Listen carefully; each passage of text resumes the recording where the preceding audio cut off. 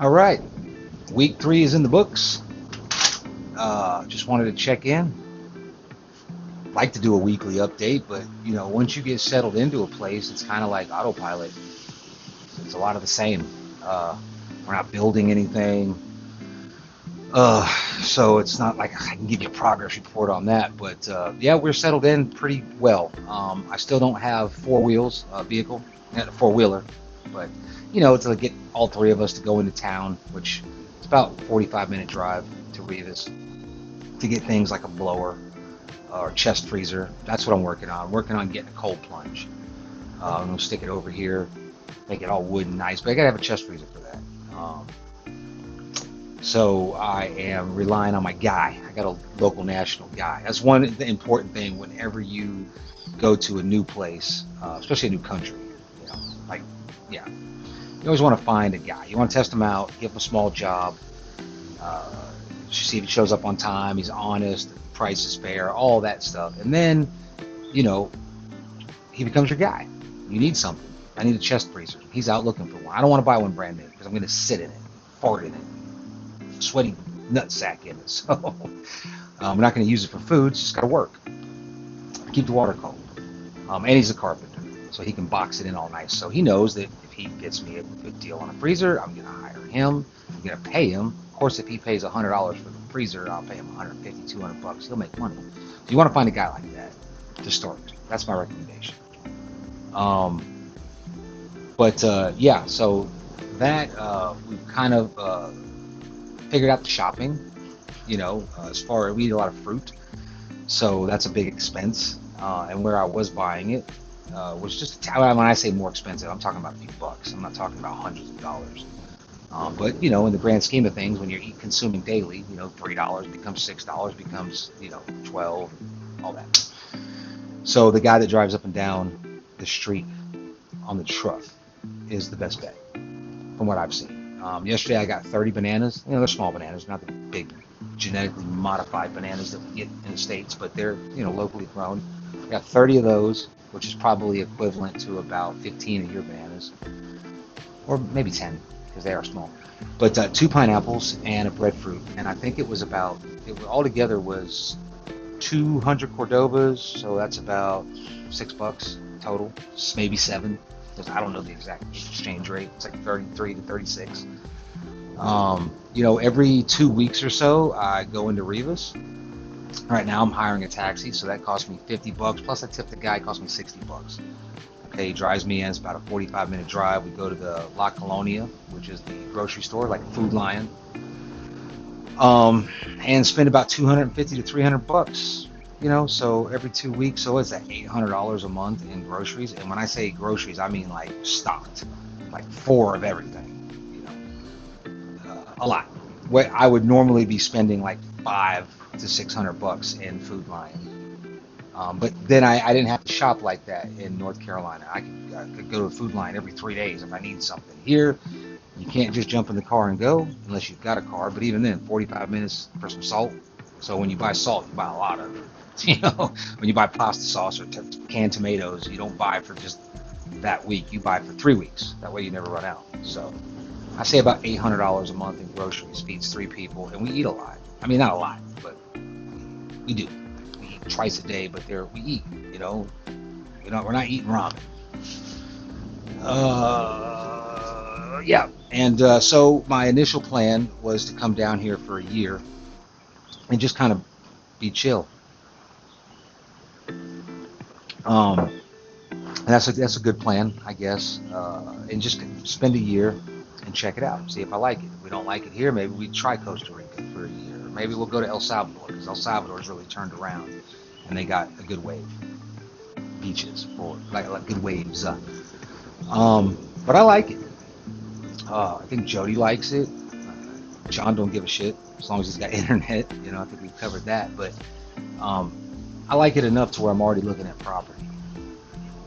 I found some places that I think are relatively cheap for the area and for like future, because they are building a major highway through Central America. I forgot what it's called. Probably translates to Central American Highway. They're also building a beach road all the way to Costa Rica through San Juan del Sur. And just right now, it's a lot of dirt roads, bumpy. So it probably keeps a lot of people out. Surfers don't give a shit. And so far here in the Popoyo, Basacate area, Las Salinas, where I'm at, is relatively all surfers. All the tourists that I've met are all surfers. All the expats that I know that live here that I've met all surf.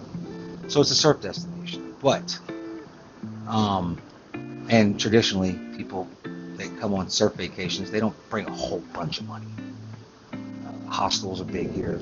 But once that road is connected and the main highway coming, say, from Managua, once they connect and you can now come down the highway and hook a left south and, you know, go to Costa Rica, go to San Juan del Sur, which is a major, San Juan del Gringo, major destination. A lot of people go to San Juan that don't surf. So I anticipate this area in the next, say, 10 years is going to be another San Juan del Sur. That's the thought process anyway. So investing here is probably a good idea. And if I end up buying property here and it never becomes like San Juan, I don't care. I prefer it to stay the way it is, because it's not so crowded. I mean, a crowded lineup here and I'm not in the season. The season don't start, the surf season when it gets crowded, from what I heard, is like the April, May through October time frame. But right now it's not so bad. So yeah, I'm looking at some property. I found a few places. I found some big, like 7-acre places, 35,000. But you can negotiate. And I'm not even looking to buy right away. But the guy's already called me back and said he'll take 25. It's a little further away from the beach than I want to be. So I think I'd rather get less for the same price. I'd rather be closer to the beach. So maybe like 1 to 2 acres. They call them manzanas here, which means apples to me. I don't know. I don't speak Spanish yet, but anyway, I think I'm sold. I think I'm going to go ahead and try to pursue that. I'm already actively looking, and I know what you're thinking right now. Everybody's always like, well, whoa, are you sure? What about the politics, political climate, blah blah blah? Hey, you're in the picture. You can try to scoot by all you want. Jody's just waking up, sleeping in. What is it, 7:30? 6:30. 6:30 in the morning? You sleeping in. But people always ask about that, the political instability or whatever, but I always respond with, you live in the fucking United States. So, the crime rate here, I don't sense it. If there is crime, it's petty. What I've been told by everybody is just keep an honest man honest and nobody will fuck with you. Put a lock on shit or keep it behind closed doors. If you leave anything laying out, you leave your Yeti cooler in the back of your truck in Fayetteville, North Carolina, 99.9% chance when you come back, if it's not locked up, it's going to be gone. But if you throw a little cable lock on it, it's probably going to be there. Probably only about a 20% chance that someone's going to bring a bolt cutter and get it or have one handy. But as far as like physical crime, I don't even worry about that here. I don't, and I'm a hyper vigilant motherfucker. Everywhere I go, back to the wall, I'm looking at people, I'm seeing how they're looking at me and blah blah. I'm so chill here in the United States. It's like high alert. So don't give me that shit. You're just stuck in the matrix. You're trying to, you're able to put a bunch of crabs in the bucket and you watch them. There'll always be one crab almost makes it to freedom. He's getting to the top of the bucket. Just before he gets out, there's another crab will reach up and grab him and pull him back down. That's how I associate all that talk. But anyway, so yeah, quit trying to bring me down, man. I've thought about this shit. I ain't stupid. That always blows my mind too. Is if you know me, I'm not. I'm not a genius. I'm not the smartest motherfucker in the world, but I'm not a fucking moron. People are like, oh well, did you think about this? Did you think about? The fuck you think? Did I think about it? Of course I did. So just assume that I know a thing or two about a thing or two, and I thought about it. But anyway, that's that. Today we've got a Christmas party going on that we've been invited to. I'm looking forward to that. Should be pretty dope. Probably meet some more people because it's kind of like local. Seems like it anyway. Well, obviously it's local because we're here, but I mean like not local, local expats. That's what it seems like. So find out about that. I know I've got to get John's surfboard over to the repairman because he dropped it off the motorcycle yesterday and it busted his tail. Repair beyond my capabilities, so I'm going to take it. And yeah, I'm going to have another cup of coffee. We'll chill.